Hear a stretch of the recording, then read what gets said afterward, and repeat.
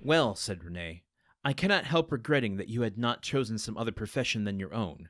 A physician, for instance. Do you know, I always felt a shudder at the idea of even a destroying angel.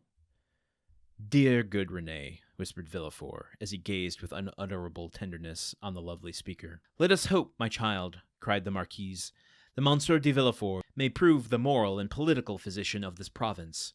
If so, he will have achieved a noble work, and one which will go far to efface the recollection of his father's conduct, added the incorrigible marquise. Madame, replied Villefort, with a mournful smile, I have already had the honor to observe that my father has, at least I hope so, abjured his past errors, and that he is, at the present moment, a firm and zealous friend to religion and order, a better royalist, possibly, than his son, for he has to atone for past dereliction, while I have no other impulse than warm, decided preference and conviction.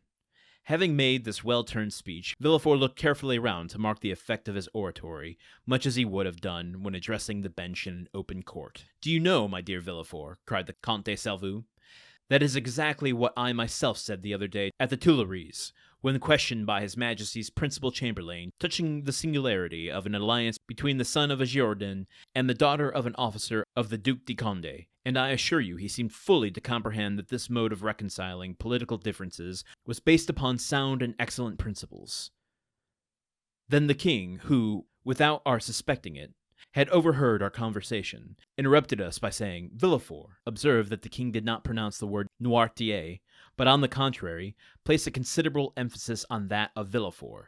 Villefort, said His Majesty, is a young man of great judgment and discretion, who will be sure to make a figure in this profession. I like him much, and it gave me great pleasure to hear that he was about to become the son-in-law of the Marquise and Marquise de Saint-Méran. I should have myself recommended the match, had not the noble Marquis anticipated my wishes by requesting my consent to it. Okay, so just someone here at this table throwing down Villefort's creds, giving this story about the king himself, you know, that divine right guy, the big guy in the big chair that oversees everything. He himself has given Villefort his confidence and in his profession, knowing that he's going to be doing well by the throne. That's a big power move there. We're starting to see Villefort's kind of status here in this story. Like, not only can he make or break someone, he has the intention to do so, should anyone cross his path that needs to be condemned.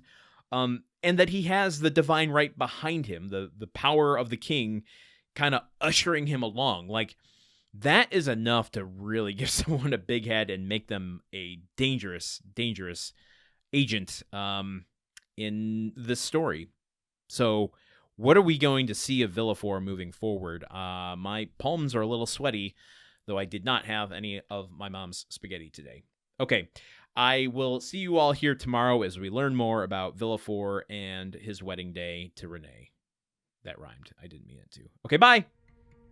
The Countdown of Monte Cristo is part of the Gruntwork Podcast Network. This show is produced, edited, and hosted by Landon Solano. The original text of The Count of Monte Cristo by Alexander Dumas. Theme song by Magic Solo.